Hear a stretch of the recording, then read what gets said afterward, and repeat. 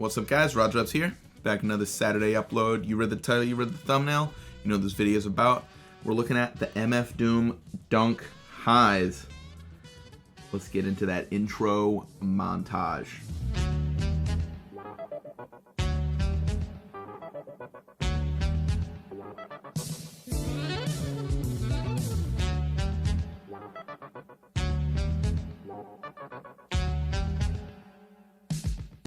So these are obviously the MF Doom Nike Dunk Highs, which were released back in 2007.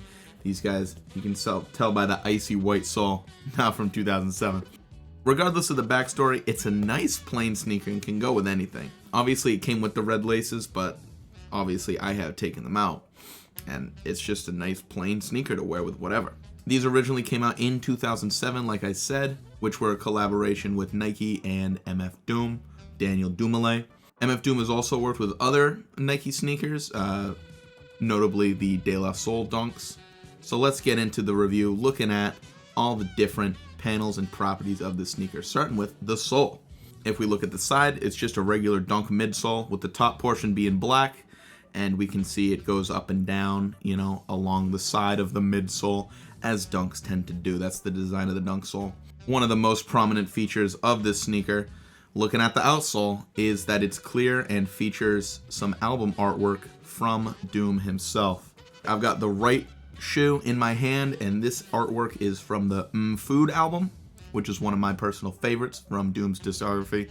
And on the other side, this is from his Special Herbs and Spices collections that he's released. Just some interesting factoids for you guys if you're wondering where they're from. But I really do love this feature. It's super unique. Anytime a sneaker has a transparent outsole, I really love it, and these really do kill it.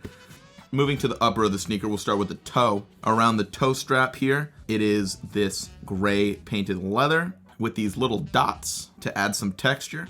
Moving to the top of the toe is this black soft suede. This suede is also on the main side panel and the swoosh.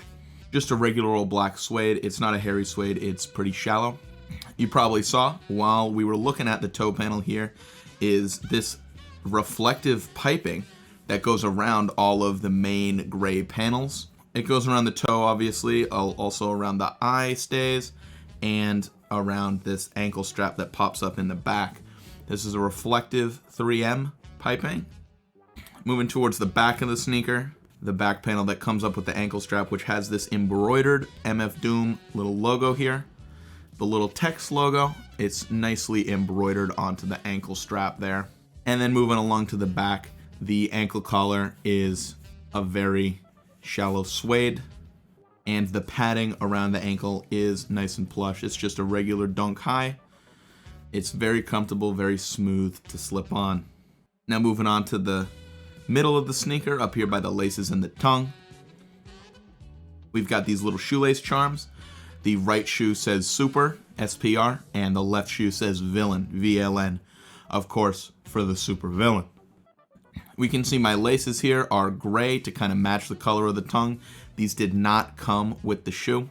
We have these bright red flat laces that came already laced in the shoe, as you guys probably saw in the unboxing video. And then we have these Nike SB oval laces that are a dark gray that kind of match with one of these side panels here. I do think the dark gray look pretty good, but I like how these light gray match the color of the tongue pretty well, so that's why I popped these guys in there. Moving past the laces, we have the tongue, which is also made of that same reflective 3M material. One downfall with it though is that it scuffs up pretty easily and gets a lot of creases on it, especially because I like to tie my high tops nice and tight, but you can't really see it anyway being under the laces, so it doesn't really matter. As we can see on the top of the tongue, we have the custom tongue tag with a little cartoon version of the Mad Villain himself. The MF Doom mask is right up there on the top of the tongue. And then on the inside of the tongue tag, we have some completely illegible writing. But as I said in my unboxing video, these guys are a defective pair. The only defects that I can really find in it, first up, is these little defects in the 3M piping, most notably around the tip of the toe box here where it bends. It's pretty mismatched. and also it comes out a little far at certain points, but that's nothing too much to complain about. It's going to get screwed up the more I wear these anyway, and it's so small that I don't really care.